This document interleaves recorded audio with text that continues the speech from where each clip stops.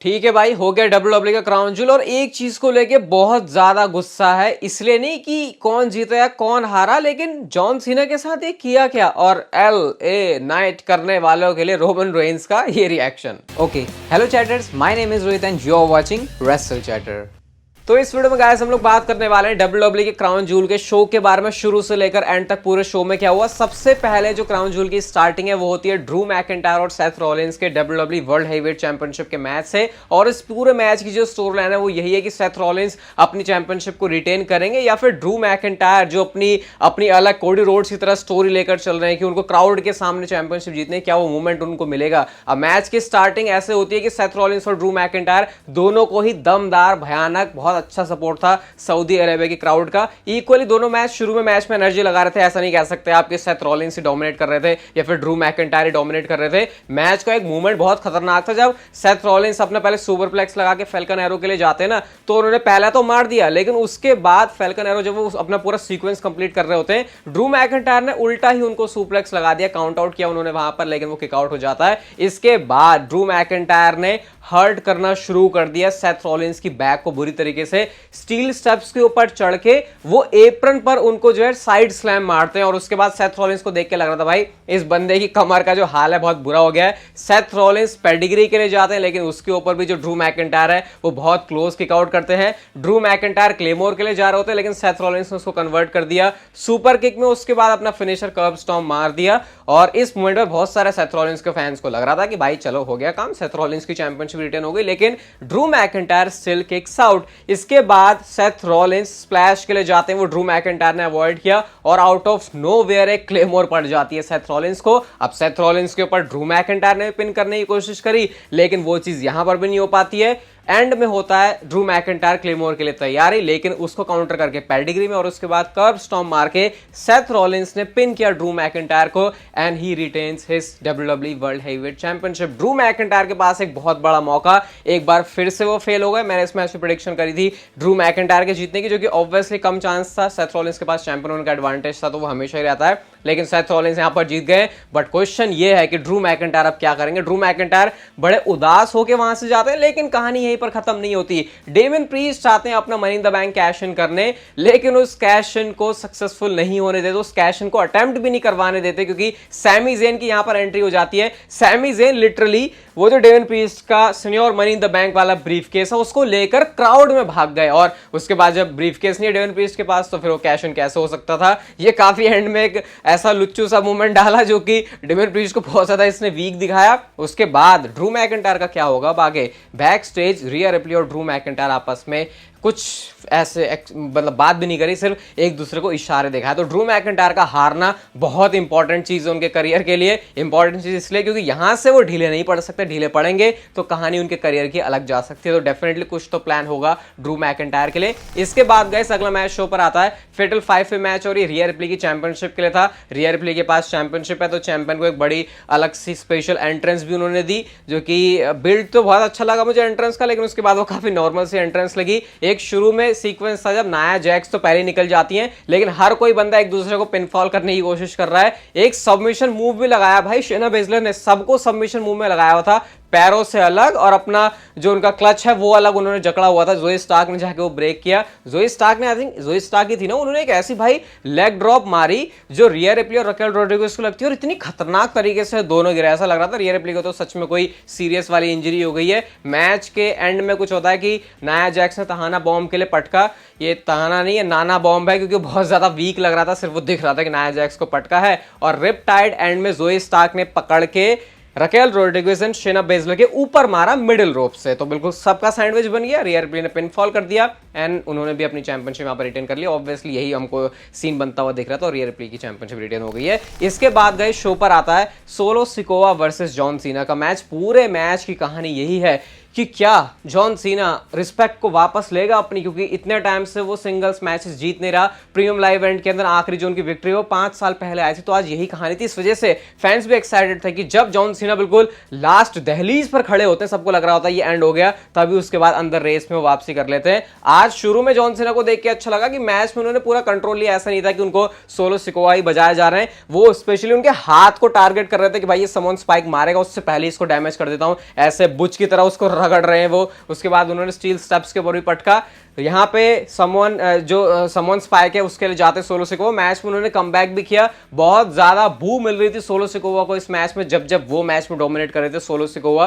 मतलब क्लियर पता चल रहा था कि जॉन सीना इस समय यहाँ पर फेवरेट है। सोलो सिकोवा ने मैच का कंट्रोल लिया। उसके बाद वो समवन स्पाइक के लिए जाते हैं। बहुत बार समवन स्पाइक की उन्होंने कोशिश करी, लेकिन जॉन सीना उसको काउंटर कर देते थे। एक बार उन्होंने अपना STF सबमिशन मूव में भी डाला, जो कि उतनी हाइप नहीं मिल रही थी क्राउड से। मतलब जैसे सबमिशन मूव लगाते टाइम मिल जाती ना हाइप जॉन सीना को, वो यहाँ पे मिल नहीं रही थी।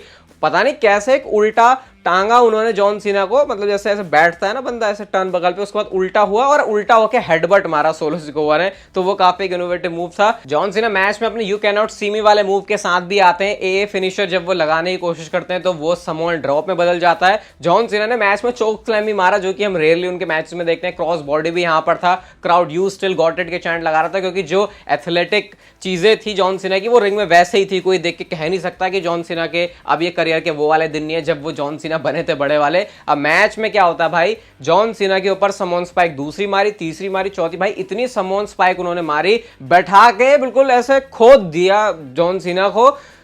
क्या बताऊं, मतलब देख के ऐसा लग रहा था ये क्या हो रहा है जॉन सीना के साथ। और पिनफॉल हो गया। सोलो सिकोवा इस मैच को जीत गए, जॉन सीना मैच को हार गया। मैंने मैच में प्रेडिक्ट किया था कि सोलो सिकोवा ही मैच जीतेंगे, और जॉन सीना के फैंस के लिए ये जो लॉस है उसको डाइजेस्ट करना मुश्किल होगा। लेकिन इतना ज्यादा मुश्किल होगा डाइजेस्ट करना, क्योंकि हराया नहीं है, डिस्ट्रॉय करके धो के बिल्कुल कैसे ना बिल्कुल बखिया उधेड़ के इस मैच में WWE ने ऐसे दिखाया जॉन सीना को, जो मुझे तो भाई मतलब चलो ठीक है ये समझ में आता है कि यार अब नए टैलेंट्स को ओवर करने की बारी है, लेकिन ये थोड़ा मुझे थोड़ा नहीं मतलब बहुत ज्यादा लग गया। उसके बाद जॉन सीना वहां से ऐसे हाथ हिला के जाते भी हैं, और जिस तरीके से वो देख रहे थे, स्पेशली माइकल कोल ने भी मेंशन किया था कि क्या कार्ड्स पर ऐसा होगा कि जॉन सीना को रिटायर करने वाला बंदा सोलो सिकोवा है। उसके बाद इंस्टाग्राम पे भी उन्होंने जिस तरीके से डेविड बेकहम की फोटो डाली, जो कि उनके लास्ट मैच की थी, उनके लास्ट गेम की थी, ये चीजें जॉन सीना के रिटायरमेंट की तरफ हिंट कर रही है। ये हम रूमर्स में सुनते ही रहते हैं भाई, जॉन सीना के आखिरी टाइम चल रहा है। तो क्या ये जॉन सीना का सच में लास्ट मैच है WWE का? जिस तरीके से उनको डिस्ट्रॉय किया गया है, बहुत हद तक हो सकता है कि शायद ये जॉन सीना के करियर का एंड है। बट जॉन सीना हमेशा WWE के लिए अवेलेबल रहते हैं, तो मैं एक एक्सेप्शन रखूंगा हमेशा जॉन सीना के लिए। लेकिन अगर जॉन सीना के अलावा किसी और सुपरस्टार के साथ ऐसा होता तो वो क्लियर इंडिकेशन होता है कि ये सुपरस्टार रिटायर होने जा रहा है। मैं तो बहुत डिसअपॉइंट हूं इस मैच से। पता था मुझे सोलो सिकोवा जीतेंगे, हम सब जानते थे, लेकिन इस तरीके से नहीं। तो यार ये तो मेरे को ऐसा हजम नहीं हुआ बिल्कुल भी। इसके बाद शो पर अगला मैच आता है यूएस चैंपियनशिप के लिए, Rey Mysterio versus Logan Paul के बीच। बहुत ही शाही तरीके से लोगन पॉल की अपनी जो है गड्डी में एंट्रेंस होती है। एक नया एथलेटिक गाय आज मिल रहा था, एक लेजेंडरी एथलेटिक गाय से, मतलब लोगन पॉल आज फेस कर रहे थे रे मिस्टीरियो को। वो मस्त चीज लगी, आउटसाइड डाइव लगाई, एक बकशॉट लैरिएट भी उन्होंने मारा, जो कि थोड़ा थोड़ा सा लग रहा था कि बॉच हो गया। एक भाई बहुत इंपॉर्टेंट मूव पे बचाया है लोगन पॉल ने रे मिस्टीरियो को, वरना पता नहीं रे मिस्टीरियो के नेक के साथ क्या होता। उनको बस पकड़ के उन्होंने पावर स्लैम मार दिया, वरना पता नहीं कैसे गिरने वाले थे Logan Paul. Moon sort slam मारा भाई, क्या किया लोगन पॉल ने, ऐसे उठाया और फ्लिप हो गए पूरा और पटक दिया उन्होंने। तो ये भी एक ऐसा मूव था जो मेरे को याद नहीं आता, मैंने शायद कभी रेसलिंग में देखा है फिर नहीं। ब्रास नकल का फिर से यूज किया लोगन पॉल ने, लेकिन सेंटोस एस्कोबार ये होने नहीं देते। और पता नहीं वो कौन, मुझे पता नहीं, शायद लोगन पॉल के पॉडकास्ट में रहता है वो बंदा, कौन सा रहता है वो आता है, लेकिन सेंटोस एस्कोबार ने उनसे छीन लिया, वो नहीं करने दिया। लेकिन उसके बाद सेंटोस एस्कोबार ऐसा पप्पू आदमी है, उसने वो जो ब्रास नकल है वो रिंग में ही धर दिया कि ले भाई लोगन पॉल अब ले ले, अब मारना। 619 उन्होंने लगाया। उसके बाद जब वो जा रहे होते हैं स्प्रिंग बोर्ड स्प्लैश के लिए, तो लोगन पॉल ने मार दिया पंच और उसके बाद पिन फॉल कर दिया, और शो पर नया चैंपियन मिल चुका है हमको, new US champion Logan Paul. ये एक्सपेक्टेड था, और मेरे ख्याल से ये विक्ट्री बहुत अच्छी मिली है लोगन पॉल को। अब देखो मैच खत्म होने के बाद क्या हो रहा है, इतनी गंदी तरीके से लोगन पॉल मैच जीते हैं। उसके बाद वो रे मिस्टीरियो के पास जा रहा है, अरे भाई जैसा होता नहीं फेस बंदा करता है, आजा आजा उठ जा तू लेजेंड, आई लव यू, ऐसा बोल रहे हैं वो। मैं सोच रहा हूं भाई कि ये क्या, ये इवन मैंने लाइव ट्वीट कर रहा था मैं क्राउन ज्वेल के टाइम पे, तो ये मैंने वहां पे भी लिखा था। तो ये थोड़ा सा अजीब था कि भाई एक तो तूने बंदे को इतनी गंदी तरीके से हराया, उसके बाद अब उसके साथ हमदर्दी दिखा रहा, रे मिस्टीरियो भी करा रहा है, तो पता नहीं तूने किया क्या है। तो वो थोड़ा सा अजीब सा मूवमेंट मुझे लगा, लेकिन हाँ रिस्पेक्ट पूरी है लोगन पॉल के लिए, और वो बन चुके हैं न्यू यूएस चैंपियन, जो कि WWE का एक बहुत अच्छा डिसीजन था। इसके बाद आता है गाइस इयो स्काई वर्सेस बियांका ब्लेयर के बीच में मैच, और ये था वुमेन्स चैंपियनशिप के लिए। इस मैच में मूव्स बहुत अच्छे थे, रेसलिंग बहुत अच्छी थी, लेकिन जितनी रेसलिंग अब तक शो पर हो चुकी थी, क्राउड यहां पे थोड़ा सा कम इंटरेस्टेड था। बेली की डिस्ट्रैक्शन रिंग साइड से थी, वो डिस्ट्रैक्शन कायरी सेन के लिए हो रही थी या बियांका ब्लेयर के लिए, वो चीज मैं आपके ऊपर छोड़ता हूं। कायरी सेन का गाइस रिटर्न हो चुका है वापस से WWE में। अपनी एक दो वीडियो पहले मैंने आपको बताया था कि कायरी सेन वापस से आ रही है। कारी सेन को देख के कोई नहीं पहचाना भाई, ना सऊदी अरेबिया के क्राउड ने रिएक्शन दिया क्योंकि काफी वो डिफरेंट नजर आ रही है। कारी सेन ने बियांका बिलेयर के ऊपर अटैक किया और उसके बाद बियांका बिलेयर काउंट आउट को तोड़, मतलब बाहर जो काउंट डाउन हो रहा होता उसको तोड़ के तो अंदर आ जाती हैं, लेकिन फिर मून सॉल्ट पड़ गया उनको ईओ स्काई की तरफ से और स्टिल जो चैंपियन है यहाँ पर वो है ईओ स्काई। कारी सेन ईओ स्काई मिल रही होती, दोनों जापानीज रेसलर। बियांका बिलेयर वो साइड से जो बेली है वो देख रही होती है, क्योंकि बेली और कारी सेन का अगर आपको टांका याद होगा तो जिसको याद है वो कमेंट सेक्शन में लिखना, तो ये एक बहुत डिफरेंट यहाँ से और इंटरेस्टिंग एंगल बनने वाला है। इसके बाद गए शो पर अगला मैच आता है Cody Rhodes versus Damien priest के बीच, और कोडी रोड्स ने आज थोड़ा सा अपना जो लहंगा है वो अलग तरीके का पहना हुआ था। एंट्रेंस पर उनको पॉप बहुत अच्छी मिल रही थी, वो सब कुछ कोडी रोड्स के साथ जैसा होता है बेबी फेस रिएक्शन वो सब कुछ था। मैच से पहले अटैक हो गया लेकिन उसका कोई फायदा उनको खास मिला नहीं। रेकनिंग फिनिशर जो कि डेमियन प्रीस्ट की भाषा में रेकनिंग है और कोडी रोड्स की भाषा में उनका क्रॉस रोड्स है, वो उन्होंने आंसर टेबल के ऊपर लगाया। क्राउड ह्यूज सबके गंदे वाले चैंट कर रहा था डेमियन प्रीस्ट के लिए, क्योंकि इस समय यहाँ पर जो क्राउड का फेवरेट था वो कोडी रोड्स से। क्रॉस रोड्स रिंग में जाके कोडी रोड्स ने लगाया, लेकिन डेमियन प्रीस्ट के साथ ही जजमेंट डे के साथ ही उनके फिन बैलर और जेडी मैकडोना आ जाते हैं, तो इसका फायदा उठा के उन्होंने साउथ ऑफ हेवन तो लगाया, लेकिन कोडी रोड्स ने उसके ऊपर भी किकआउट कर दिया। और भाई साहब जब डोमिनिक मिस्टीरियो आए तो बचाने के लिए आते हैं उनके पक्के जिगरी यार जे ऊसो, सबको उन्होंने लाइन से सुपर किक लगा के सबको साइड कर दिया। कोडी रोड्स ने अपना कोडी कटर टॉप रोप से भी लगाया, लेकिन ये भी चीज इनफ नहीं थी। एंड देन एंड में अपना जो बिल्कुल आखिरी हथियार है वो छोड़ते हैं कोडी रोड्स, जब उन्होंने 3 क्रॉस रोड्स मारे और उसके बाद उन्होंने पिन करके डेमियन प्रीस्ट को इस मैच में जीत लिया है। और ऑब्वियसली मैच उनको जीतना भी था।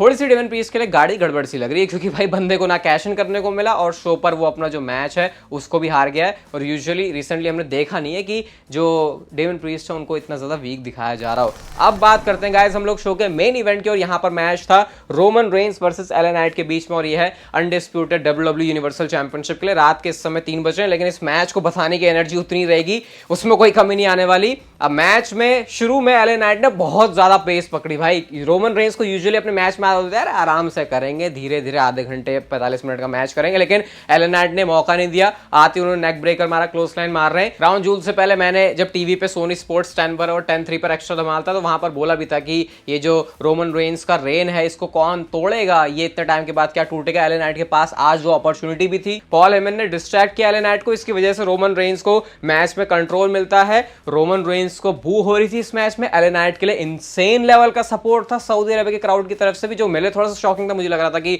रोमन रेंस को भी चीयर था, लेकिन वो रिएक्शन पता चल रहा था कि वो बेबी फेस और हील के बीच में एक जो डिफरेंस है उसको साफ मेंटेन करके चल रहे हैं। सीएम पंक के भी चैंट लग रहे थे शो पर, तो उसको भी मेंशन करना भूलूंगा नहीं मैं यहाँ पे। एलन नाइट का कमबैक बहुत अच्छा था भाई, वो जो अपने पंचेस थ्रो करते ना ये करके जो सारे क्राउड चिल्ला रहा होता है उनके पीछे, वो देख के बहुत अच्छा लग रहा था। अब रोमन रेंस ने एक मस्त काउंटर करके सुपरमैन पंच मारा जब एलन नाइट अपना ड्रॉप मार रहे होते हैं, एलन नाइट अपना एल्बो ड्रॉप मार रहे होते हैं, और जिस तरीके से वो ऐसे रोमन रेंस मॉक कर रहे थे क्राउड को, वो तो इतना फनी है। डेफिनेटली आगे के लिए मीम मटेरियल होने वाला है। रोमन रेंस स्पीयर के लिए जाते हैं, लेकिन लीफ फ्रॉग उस पर उन्होंने किया और रोमन रेंस का जो सिर है वो जाके बजता है सीधा जो टर्न बकल है उसके आसपास। हमने एलन नाइट का वही उनका सिग्नेचर देखा जब वो टॉप रोप पे एकदम से कूद के चढ़ जाते, वहां से उन्होंने सुप्लेक्स मारा। 1 2 3 हुआ, नहीं हुआ 3 नहीं हुआ, किकआउट हो गया, और बहुत क्लोज किकआउट रोमन रेंस ने इस मैच में भी किया। जिमी ऊसो भी इस मैच में थे भाई, तो सब कुछ है यहाँ पे। जिमी ऊसो रिंग साइड पर आते हैं और इसका फायदा उठा के रोमन रेंस ने सुपरमैन पंच मारा